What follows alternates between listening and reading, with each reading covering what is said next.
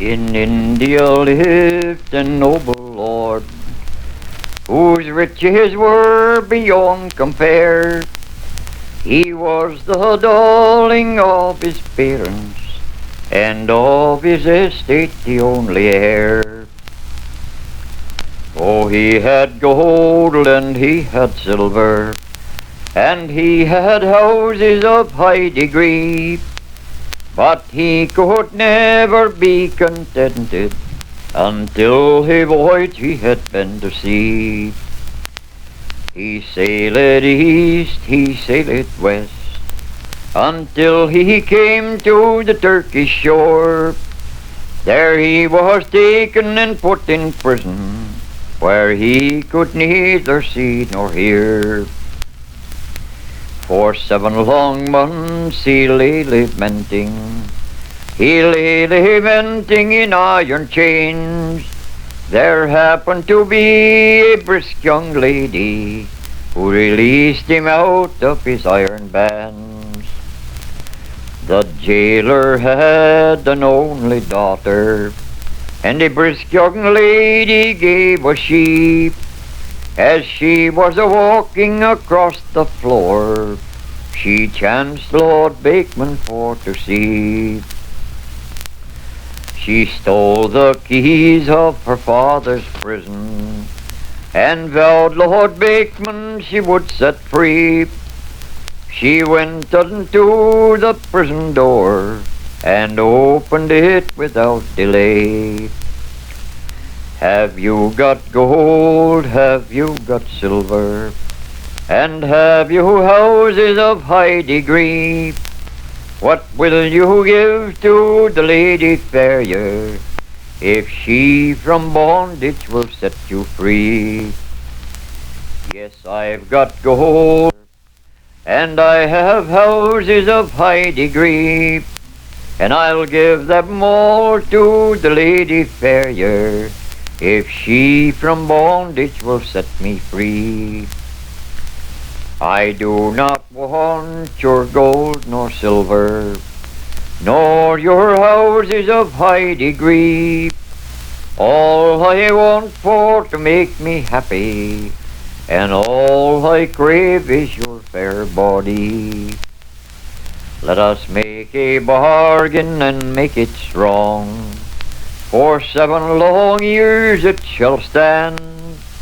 You shall not marry no other woman, nor I'll not marry no other man. The 7 long years had gone and passed. The 7 long years were at an end.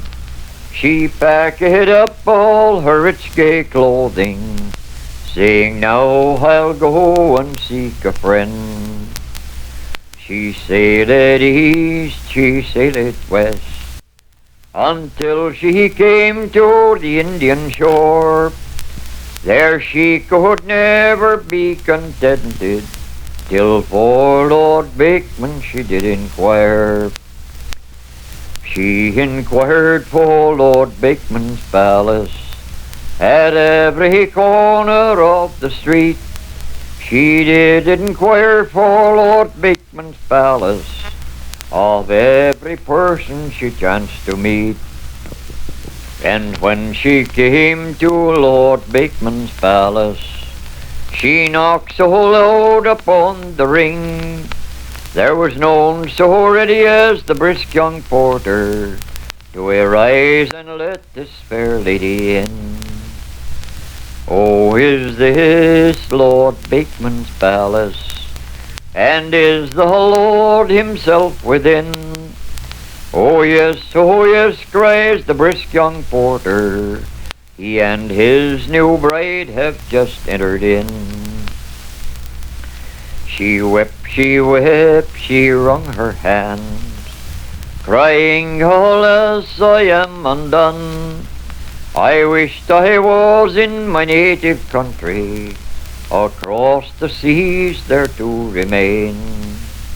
Send me an ounce of bread, and a bottle of his wine so strong, and ask him if he has forgot the lady who released him out of his iron bands. The porter went unto his master. He knocked so loud he knelt so low upon one knee. Arise, my brisk young porter, and tell to me what the matter is. There is a lady stands at your gate, and she doth weep most bitterly. I think she is the finest creature that ever I chanced my eyes to see.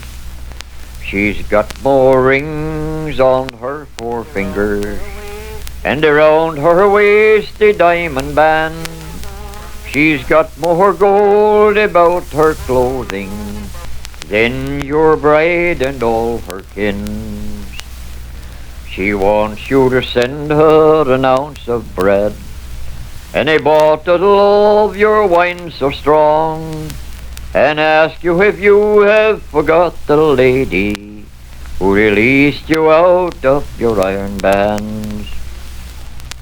He jumped into the middle of the floor. He smashed the table in pieces 3. You came here in a horse and saddle. You may ride home in a coach and 3. Then up spoke his new bride's mother, and she was a lady of high degree.